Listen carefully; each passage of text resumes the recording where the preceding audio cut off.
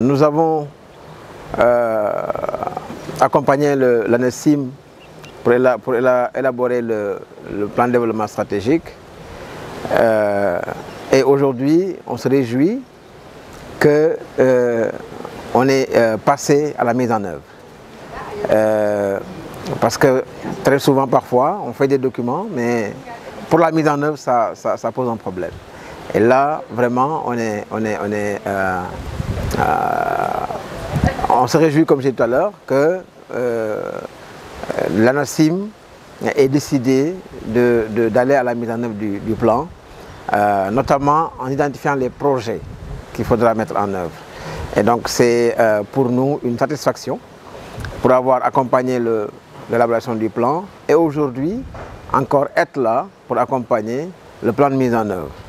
Donc avec l'espoir que les projets qui vont être identifiés ici seront effectivement mis en œuvre pour le développement de la météo, mais surtout pour les bénéficiaires, notamment tous ceux qui sont dans le secteur agricole avec un grand A, soit les agriculteurs, les éleveurs, les pêcheurs, et donc tous ces opérateurs économiques, tous ces acteurs qui ont besoin de l'information météo pour le développement de leurs activités.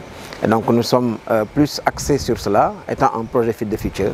Donc nous sommes assez ravis, assez rassurés que l'ANESSIM ait vraiment pris à bras le corps ce plan.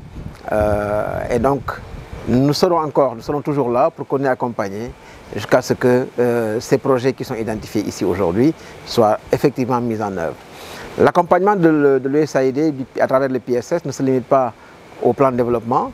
Il y a aussi le code météo que nous allons accompagner et je pense que ça va être le prochain gros chantier que nous allons avoir avec eux. J'en ai parlé avec Aïda. Certainement dès début janvier, Inch'Allah, nous allons commencer le processus d'élaboration là aussi du code de la météo, qui pour nous est un document extrêmement important aussi, parce qu'aujourd'hui la météo a évolué, le contexte a évolué, les acteurs ont évolué, et donc il est tout à fait impératif d'avoir un document cadre qui va réglementer toutes ces activités, qui va réglementer les interactions entre les différents acteurs qui interviennent dans la météo.